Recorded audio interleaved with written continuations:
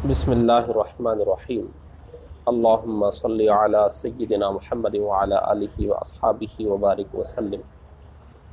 دینیات course میں پہلا subject عقائد اسلامیہ کا ہے، جس کے لیے بنیادی کتاب ہمارا اسلام پڑھائی جا رہی ہے۔ حصہ اول مکمل ہو چکا ہے، حصہ دوم پڑھ رہے ہیں۔ سبق نمبر 10 ہے۔ سبق کا عنوان ہے موت اور قبر کا بیان۔ آدھا سبق ہو چکا تھا۔ سوال دیکھیں، موت کے بعد روح کو جسم سے تعلق رہتا ہے یا نہیں؟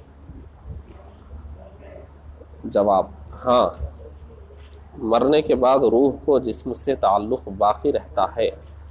بدن پر جو گزرے گی روح اس سے ضرور آگاہ ہوگی۔ ثواب ملے گا تو روح کو راحت ہوگی، جسم پر عذاب ہوگا تو روح کو تکلیف ہوگی۔ جسم تو قبر میں ہے، روح جہاں اللہ تبارک و تعالیٰ رکھے وہاں ہے، وہ کہیں بھی رہے، قبر میں جو اس کا جسم ہے اس سے تعلق اس کو رہے گا۔ جسم پر عذاب ہوگا، روح کو بھی تکلیف ہوگی۔ جسم کو راحت میں رکھا جائے گا، روح بھی راحت محسوس کرے گی۔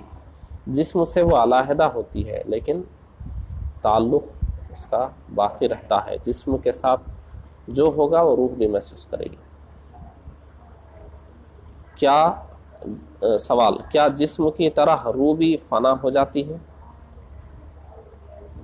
جواب: موت یہی ہے کہ روح جسم سے جدا ہو جائے، نہ یہ کہ روح بھی مر جاتی ہو۔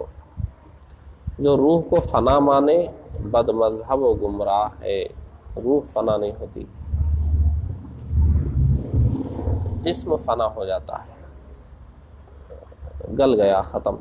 لیکن جسم میں بھی ریڑھ کی ہڈی میں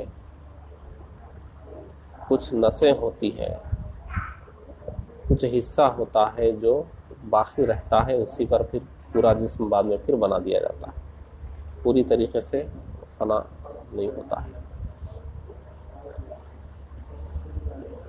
سوال: قبر میں مردے پر کیا گزرتی ہے؟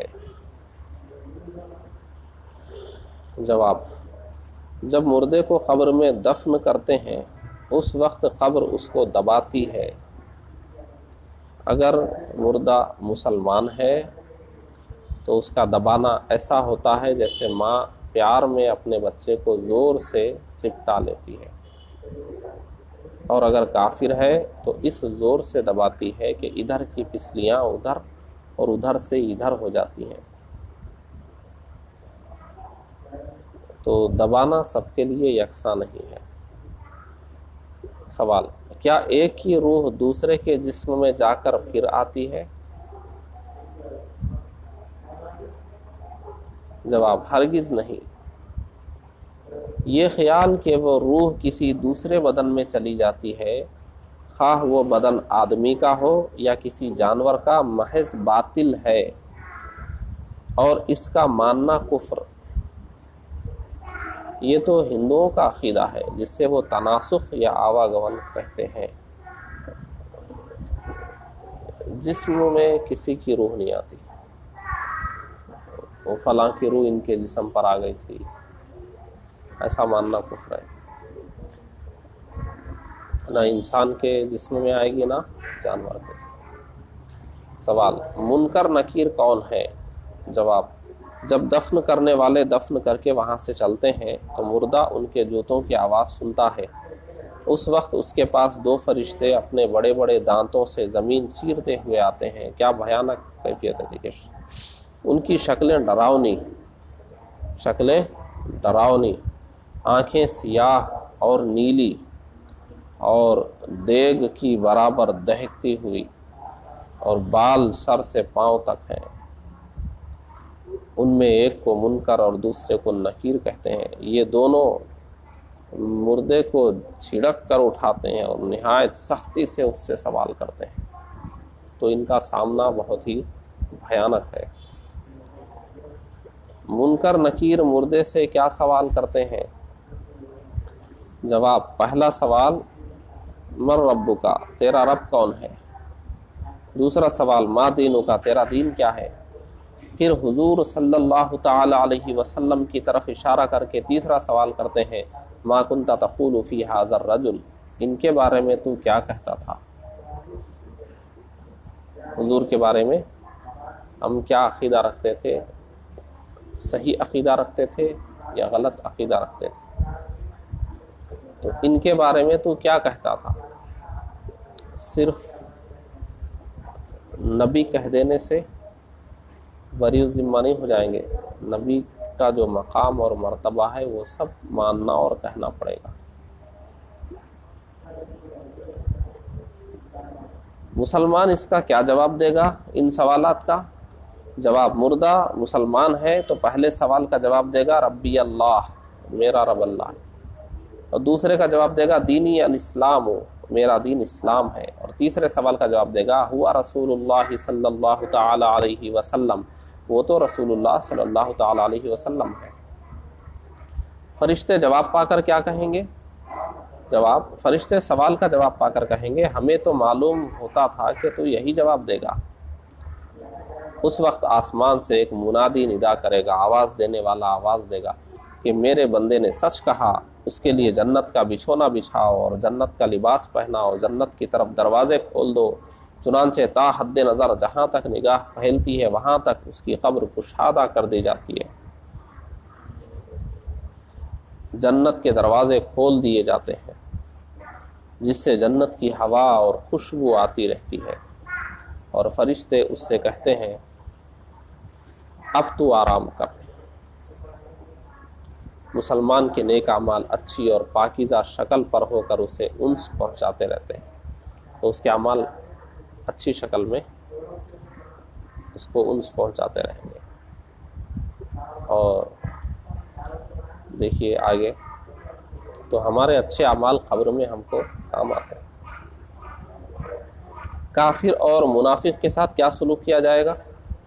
مردہ اگر کافر یا منافق ہے تو وہ ہر سوال میں کہے گا افسوس مجھے تو کچھ معلوم نہیں، میں لوگوں کو کہتے سنتا تھا، خود بھی کہتا تھا۔ اس وقت ایک پکارنے والا آسمان سے پکارے گا کہ یہ جھوٹا ہے، اس کے لیے آگ کا بچھونا بچھاؤ، آگ کا لباس پہناؤ اور دوزخ کی طرف دروازہ کھول دو، اس کی گرمی اور لپٹ اس کو پہنچے گی، پھر اس پر عذاب کے لیے 2 فرشتے مقرر ہوں گے جو لوہے کے گرز ہتھوڑے سے اسے مارتے رہیں گے، اور سانپ اور بچھو اور اس کے برے اعمال کتا یا بھیڑیا یا اور شکل بن کر اسے ایذا یعنی تکلیف اور عذاب پہنچاتے رہیں گے۔ یہ سب ہوگا۔ سوال، کیا گناہگار مسلمان پر بھی قبر میں عذاب ہوگا؟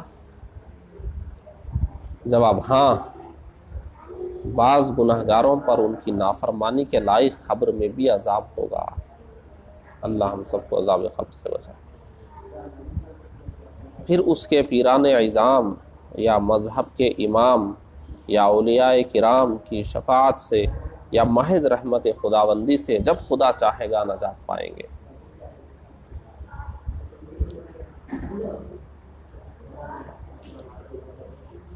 تو قبر میں جس نبی پر ہمارا ایمان ہے، انبیاء پر بھی ہمارا ایمان ہے، ہم جن کے مرید ہیں ان کا سلسلہ حضور تک جا رہا ہے، تو یہ درمیان میں جتنے پیران اعظام ہیں اور جتنے اولیاء سے کرام سے ہم کو عقیدت ہے، جتنے اللہ والوں سے ہم کو محبت ہے، ان میں سے کوئی بھی ہم کو عذاب قبر سے بچا سکتے ہیں، جس کی بھی توجہ حاصل کرنے میں ہم کامیاب ہو گئے۔ اس لیے کہا جاتا ہے زندگی میں ان لوگوں سے عقیدت و محبت اور ان کا ذکر کرتے رہنا چاہیے۔ عذاب سے نجات دینے والا اللہ ہی ہے، لیکن یہ لوگ سفارش کریں گے، اللہ تعالیٰ ان کی سفارش قبول فرماتا ہے۔ وہ اللہ کے اتنے نیک بندے ہیں کہ وہ جب ہمارے تعلق سے اللہ کی بارگاہ میں عرض گزار ہوئے کہ اللہ اس گنہگار کو عذاب سے نجات دے دے، تو اللہ تبارک و تعالیٰ ان کی زبان کی لاج رکھے گا، ان کی دعا قبول کر کے ہم کو عذاب سے نجات عطا فرمائے گا۔ ہم کس قابل ہیں؟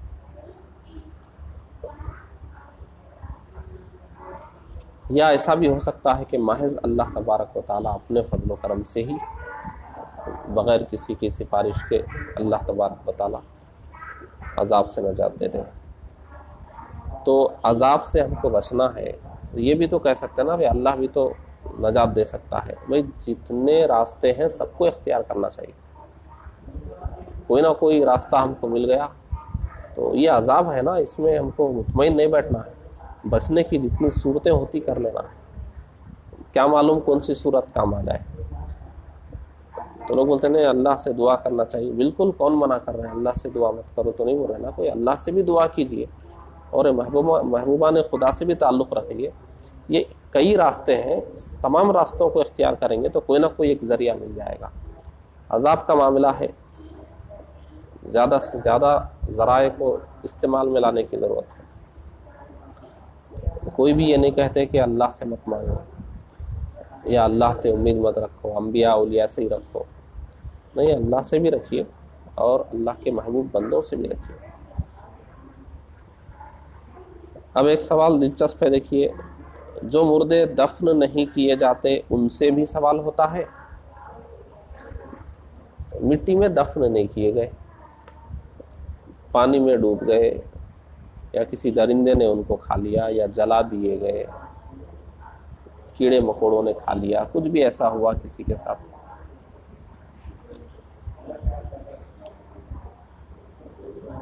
تو کیا ہوگا ان کے ساتھ؟ اب وہ قبر میں تو دفن نہیں کیے گئے نا. اب سوال جواب ہوگا نہیں ہوگا، تو یہ قبر میں ہو رہا ہے نا. تو دیکھیے جواب، مردہ دفن کیا جائے یا نہ کیا جائے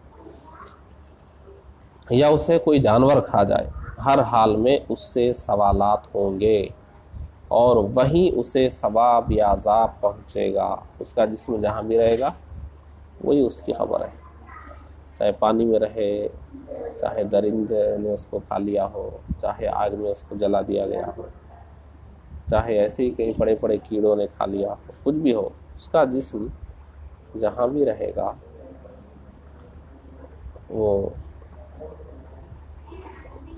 وہ میں بتا نا، ریڑھ کی ہڈی میں جو حصہ ہے وہ باقی رہتا ہے. وہ جہاں بھی باقی رہے گا اس کا جسم ہے، سمجھے. اچھا، زندوں سے مردوں کو فائدہ پہنچتا ہے یا نہیں؟